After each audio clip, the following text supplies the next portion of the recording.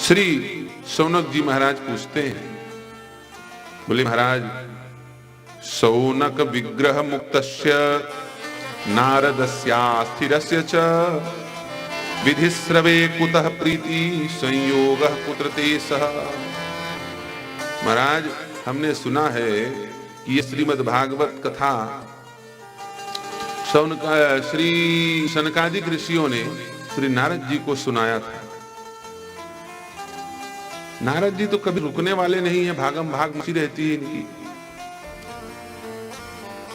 इनको श्राप लगा है कि कहीं रुकते नहीं है।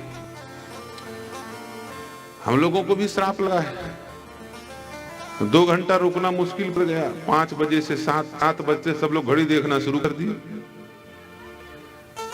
अंतर यह है, नारद जी को 2 घड़ी का श्राप लगा था, मैं 2 घंटा का। 2 घंटा बाद इंजन गर्म हो जाता है, हाँ ये सब करना शुरू कर देते हैं, मुंह खोलना शुरू कर देते हैं, जब वही लेना शुरू कर देते हैं।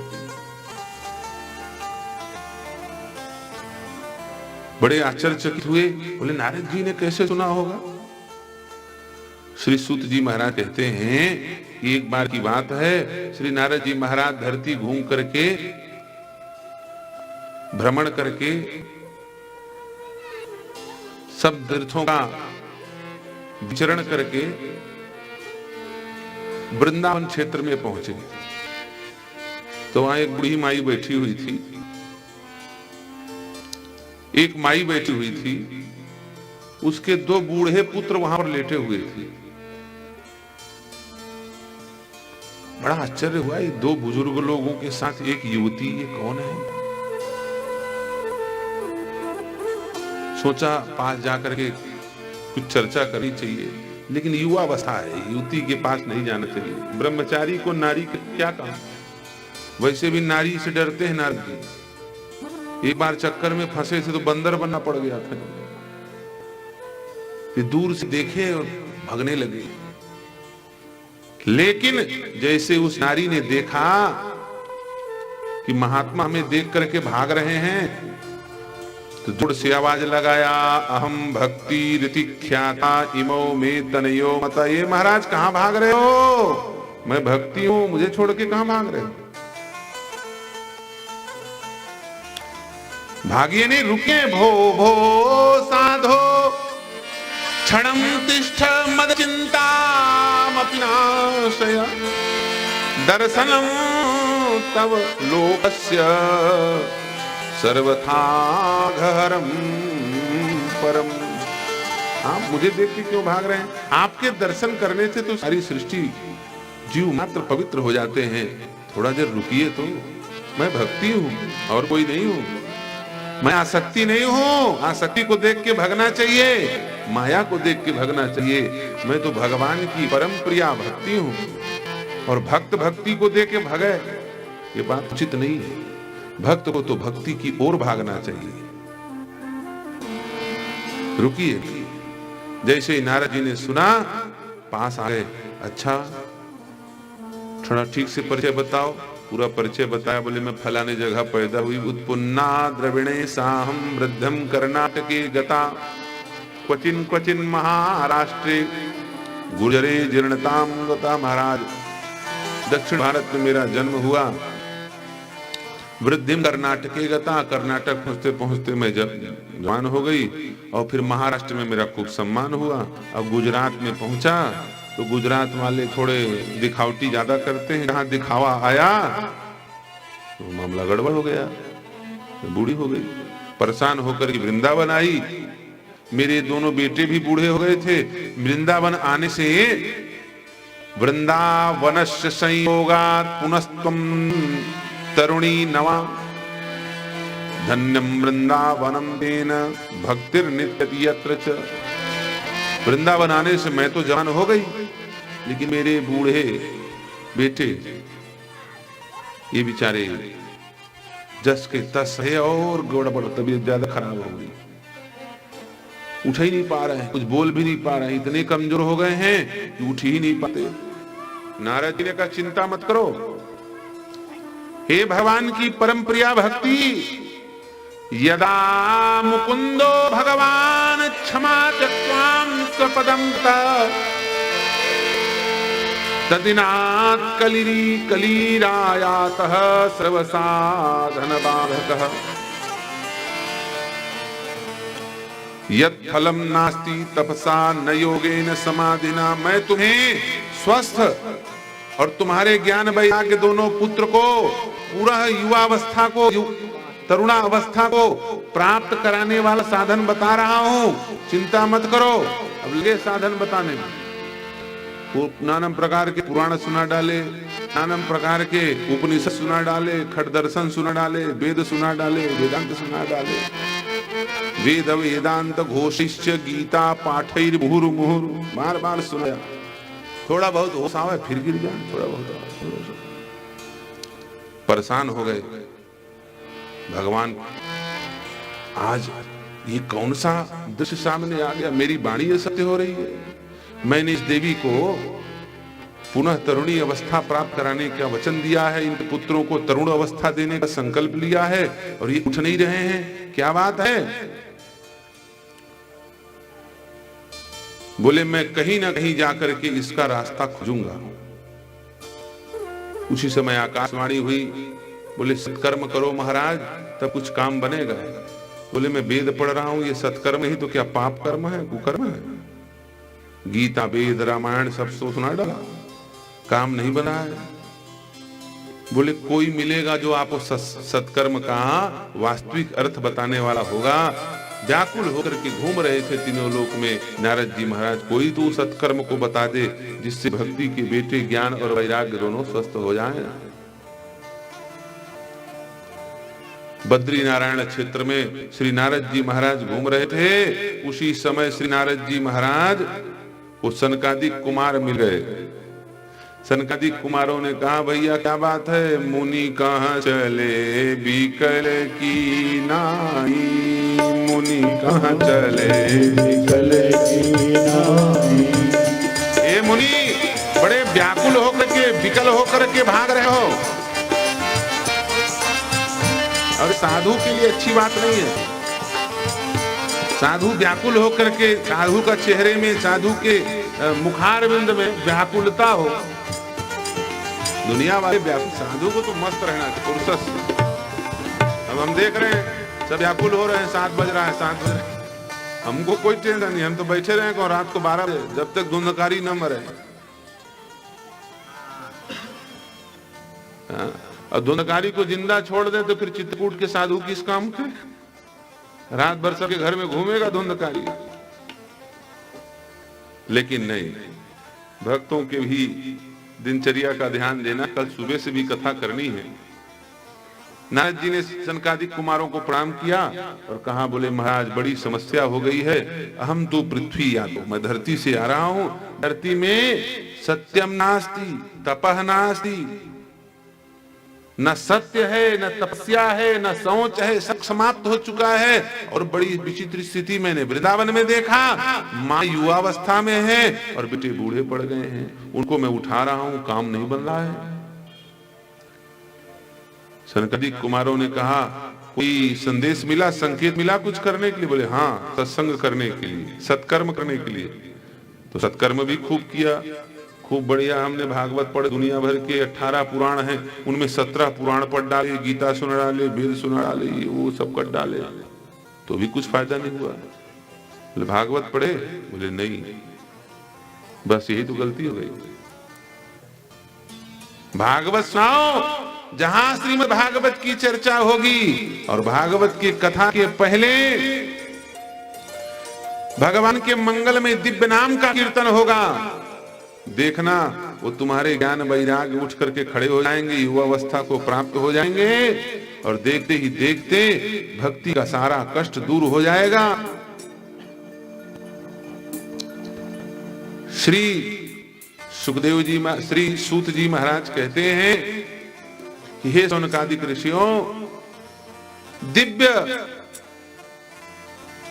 सत्संग का समायोजन किया गया। आनंद नामक तट पर श्री सनकादिक कुमार व्यास रूप पर विराजे हुए हैं। बड़े बड़े भृगु, वशिष्ठ, पुलह, पुलस्त, क्रतु, अंगिरा भगवत कथा रस रसिक महानुभाव पधारे हैं। भगवान की कथा हो रही है। नित्य निष्काम निरपराध निर्दोष महापुरुषों के द्वारा भगवान की मंगलमय कथा हो रही है। सुन करके भगवान के द्वादश भागवत प्रहलाद ध्रुव इत्यादि भी वहां पर आ गए हैं। और जैसी भगवान की कथा प्रारंभ होने के लिए कीर्तन प्रारंभ किया गया तो सबके बीच सभा में देखा क्या, बोले सदा वैकुंठ निलया हरि कीर्तन तत्परा। हरि कीर्तन तत्पर श्री सनकादिक कुमारों ने जब कीर्तन प्रारंभ किया है तो उसी समय वह दिव्य युवती, जिस युवती को नारद जी ने आश्वासन दिया था कि तुम्हारे बेटों को मैं युवा अवस्था प्रदान करूंगा, उन दोनों वृद्ध बालकों को नारद जी देखते ही युवा हो गए हैं। दोनों बालक युवा अवस्था में अपनी युवती माता भक्ति के साथ नृत्य करते हुए कीर्तन करते हुए उस सभा मंडल में पधारे हैं और चारों तरफ जय जयकार होने लगा। बोलिए भक्ति महारानी की ऐसी ये मंगलमयी श्रीमद् भागवती वार्ता है। श्री वेदव्यास जी महाराज एक बार परेशान होकर के बैठे हुए थे। नारद जी वहां पहुंच गए। पहले तो नारद जी खुद परेशान हुए, फिर बाद में दूसरे की परेशानी दूर करना शुरू कर दिए। बोले परेशान होना ठीक नहीं है। वेदव्यास जी मुंह लटकाए बैठे हुए थे। नारद जी पहुंचे, बोले क्या बात है? बोले महाराज ये मद्वयम भद्वयम चैव वत्रयम चतुर्थकम अनाकलिंग पुष्कानी, ये 18 पुराण के नाम है। बोले इन नाम से शुरू होने वाले मैंने 17 पुराण लिख डाले, लेकिन मुझे मन में संतुष्टि नहीं होती। वेदों को खंड खंड कर डाला, 4 वेद बना दिया बढ़ा करके, और मन नहीं माना तो पंचम वेद महाभारत लिख दिया। मेरे चेलों ने उपनिषद लिख दिया। जब से आया हूं तब से लिखने का ही काम कर रहा हूं, फिर भी मन में संतुष्टि नहीं है। कारण क्या है? नारद जी महाराज ने कहा, बोले यही तो बात है, तुमने ज्ञान कांड और कर्म कांड को ज्यादा बढ़ा चढ़ा दिया है। भक्ति महारानी की महिमा थोड़ी बहुत लिखो तो आपको भी आनंद मिलेगा और जगत का भी कल्याण होगा। हे वेदव्यास जी, ये मैं जो नारद बना घूम रहा हूं ना, ये भक्ति की कृपा है। पूर्व जन्म में दासी पुत्र था, मां मर गई,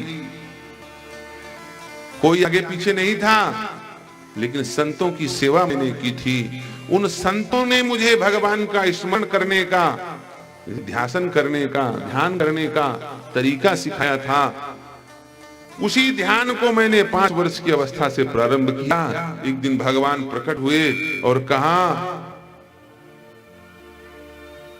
बोले तुम अभी अध कचरे भक्त हो, ये शरीर छोड़ के जब फिर से ब्रह्मा के मुख में प्रलय पर्यंत वास करके प्रकट होगे तो दिव्य तुम्हें मेरा वैकुंठ का पार्षद का स्वरूप प्राप्त होगा और तुम मेरे नित्य पार्षद नारद बनोगे। सदैव मेरा नाम और मेरे गुण का यश का विस्तार करोगे। जब चाहोगे तब मेरा दर्शन कर पाओगे। उन संत सेवा और भक्तों की सेवा से आज मैं ब्रह्मा का पुत्र नारद भगवान के स्वरूप में ही संसार में पूजा जाता हूं। जहां नारद पहुंच गए वहां नारायण पहुंच गए, लोग मानते। भक्ति की इतनी महिमा है, इसलिए आप भक्ति की महिमा प्रतिपादित करने वाले दिव्य ग्रंथ का निर्माण कीजिए। वेदव्यास जी महाराज ने सरस्वती नदी में आचमन किया है।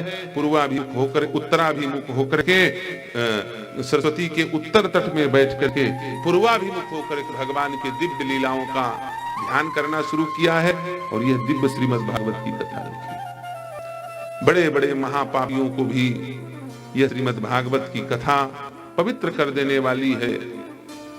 कल्याणा नाम निधानम कलिमल मथनम पावनम पावनानाम। पापियों को तो छोड़ो, पवित्रों को भी पवित्र करने वाली। पापी तो चाहे कितने बड़े हो, पापियों के अग्रगण्य हो, महापापी हो, धुंधकारी जैसे पापी का चरित्र सुनाया। ये बहुत बड़ा पापी, पिता का अपमान करने वाला, मां को लातों से मारने वाला, मां को आत्महत्या के लिए प्रेरित करने वाला, ब्राह्मण होते हुए भी 5-5 गणिकाओं का संसर्ग करने वाला, संबंध रखने वाला, ब्राह्मण होते हुए भी संतों की अवज्ञा करने वाला, गौ ब्राह्मण का द्रोही, चोरी करने वाला, डाका करने वाला, ऐसा महापापी धुंधकारी भी गोकर्ण के द्वारा भगवान सूर्य के सदुपदेश से जब गोकर्ण जी ने इस दिव्य श्रीमद् भागवती वार्ता को प्रारंभ किया तो वह पापी धुंधकारी भी दिव्य भगवान के सुंदर स्वरूप को प्राप्त करके भगवान के नित्य धाम को प्राप्त हो गया। केवल धुंधकारी नहीं, जिन जिन लोगों ने गोकर्ण के मुखारबिंद से, श्री गोकर्ण जी महाराज के मुखारबिंद से इस दिव्य भागवती वार्ता को श्रवण किया, वो सब लोग सब भगवान के धाम को चले गए और श्री गोकर्ण जी महाराज भी भगवान के धाम को चले गए। निष्ठा पूर्वक, श्रद्धा पूर्वक इस वार्ता को श्रवण करने वाला भगवान के नित्य धाम को प्राप्त होता है। आखिरी दिन सबके लिए विमान आता है, यहां भी आएगा 29 तारीख। सब लोग अपना अपना सूटकेस अटैची तैयार रखना, भगवान के यहाँ जाना है। बैकुंठ किसको किसको जाना है? बैकुंठ अभी नहीं जाना है, अभी तो महाराज हम लोग गर्मी का धान लगाए, काटेगा कौन? कोई कहेगा कोरोना में घाटा हो गया, उतना भरपाई हो जाए तब जाना है। कोई कहेगा बेटी है शादी करना है, कोई कहेगा बोले बेटा की शादी हुई भी नाती खिलाना है। एक जगह बड़ा विचित्र गांव मिला, सुंदर वेद व्यास जी की झांकी यहाँ पर आखिरी में आप लोग दर्शन कर रहे हैं। देखिए वेद व्यास जी महाराज को लाया जा रहा है, यहाँ पर पधार रहे हैं। धीरे धीरे चलते चलते आप लोग सब दर्शन कीजिएगा। एक जगह गांव में बात चली, ऐसी कथा हो रही थी, कौन कौन जाएगा स्वर्ग, कौन कौन जाएगा वैकुंठ। हमने पूछा तो सब लोग, गांव वाले बड़े उदार थे, बोले बाबा जी बोल रहे हैं एक बार तैयार तो हो जाओ। बाकी लोग आते हैं वो बोलते हैं कि बोल भर देते हैं, इनकी बात सही है कि गलत थोड़ा पता तो लगे। बोले सब लोग जाएंगे, पूरा गांव हाथ उठा दिया। एक सामने शायद वो नई नवीली बहू थी उस गांव की, सब लोगों ने हाथ उठाया, उसने हाथ नहीं उठाया। तो हमने कहा क्यों बेटी, सब लोगों ने हाथ उठा दिया, तुम हाथ क्यों उठा रही हो? तुम्हें बैकुंठ नहीं जाना है, तुमको स्वर्ग नहीं जाना है। उसने कहा बोले महाराज ये आगे जो बैठी है ना हमारे, ये हमारी सास है। हमने कहा सास है तो क्या हुआ? बोले सास ने हाथ उठाया ना स्वर्ग जाने के लिए। हमने कहा हाँ। तो बोले बस ये स्वर्ग चले जाएं, हमारे लिए तो यही स्वर्ग है, अलग से स्वर्ग बनाने की जरूरत। ये चली गई तो हमको अलग से स्वर्ग क्या बनाना, इन्हीं ने तो नरक बना रखा है हमारे घर का। ये ऊपर चली जाए, हमको अलग से स्वर्ग की जरूरत नहीं। तो ये तो विनोद की बात है।